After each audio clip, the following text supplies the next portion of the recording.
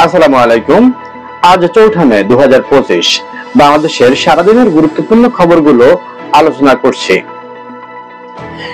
BNP নেতা আমির খসরু মাহমুদ চৌধুরী জানান, Japan বাংলাদেশের গণতান্ত্রিক শাসন ব্যবস্থা পূর্ণ প্রতিষ্ঠা দেখতে চায় এবং ভবিষ্যতে আরো বিনিয়োগের আগ্রহ প্রকাশ করেছে।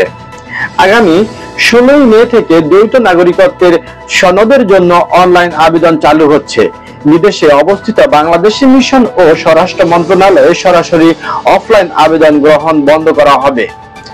হাইকোর্টে সরকারকে অনলাইন জুয়া বিজ্ঞাপন ও আর্থিক লেনদেনের বিরুদ্ধে গৃহীত পদক্ষেপের অগ্রগতি সম্পর্কে 30 দিনের মধ্যে প্রতিবেদন জমা দেওয়ার নির্দেশ দিয়েছে।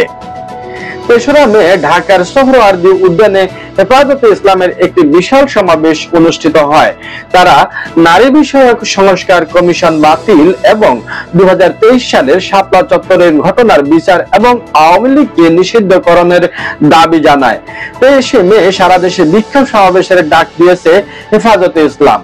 পররাষ্ট্র উপদেষ্টা মোহাম্মদ তৌহিদ হোসেন রোহিঙ্গা সংকটকে বাংলাদেশের ও আঞ্চলিক স্থিতিশীলতার জন্য হুমকি হিসেবে উল্লেখ করে আন্তর্জাতিক সম্প্রদায়ের কার্যকর পদক্ষেপের আহ্বান জানিয়েছেন। ভারতের আদানি পাওয়ার জানিয়েছে, বাংলাদেশ তাদের বকেয়া প্রায় $900 মিলিয়ন পরিশোধে নিয়মিত মাসিক অর্থ প্রদান করছে, যা পাওনা পরিশোধে সহায়ক হবে। আজ বাংলাদেশ কোস্ট গার্ড 10 জনকে আটক করেছে, যারা 600 বস্তা সার রাখাইন রাজ্যে পাচার করার চেষ্টা করছিল। বাংলাদেশ কোস্ট গার্ড নিউজিল্যান্ডে এ দলের বিপক্ষে প্রথম 2 ওয়ানডে ম্যাচের জন্য নুরুল হাসান সোহানের নেতৃত্বে এ দলের স্কোয়াড ঘোষণা করেছে। আগামী জাতীয় সংসদ নির্বাচনকে সামনে রেখে রাজনৈতিক দলগুলোর মধ্যে নিবন্ধনের প্রতিযোগিতা বেড়েছে। নির্বাচন কমিশনের তথ্য অনুযায়ী এ পর্যন্ত 65টি দলের নতুন নিবন্ধনের আবেদন করেছে।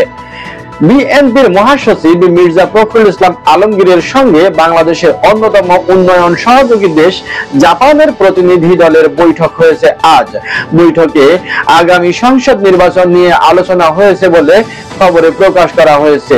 বিশ্ব মুক্ত গণমাধ্যম দিবস 2025 উপলক্ষে জাতীয় প্রেস ক্লাবে আয়োজিত এক আলোচনা সভায় বিএনপি মহাসচিব মির্জা ফখরুল ইসলাম আলমগীর বলেন, সংবাদপত্রের স্বাধীনতার পক্ষে ছিলাম, আছি এবং থাকব। সাংবাদিকদের বিরুদ্ধে হত্যা ও মিথ্যা মামলা নিয়ে সরকার বিব্রতকর পরিস্থিতির মধ্যে আছে বলে মন্তব্য করেছেন তথ্য ও সম্প্রচার উপদেষ্টা মোহাম্মদ মাহফুজ আলম।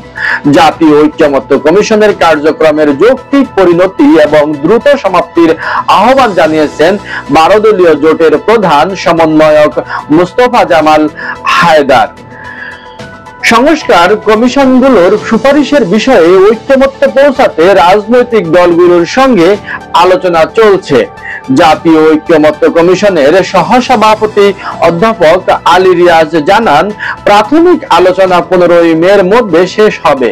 বিএনপি যুবদল সভাপতি ইয়াসিন ফেরদৌস মুরাদ বলেছেন, রাষ্ট্র সংস্কারের 31 দফা দিয়ে নতুন বাংলাদেশ গড়ার প্রতিশ্রুতি দিয়েছে বিএনপি।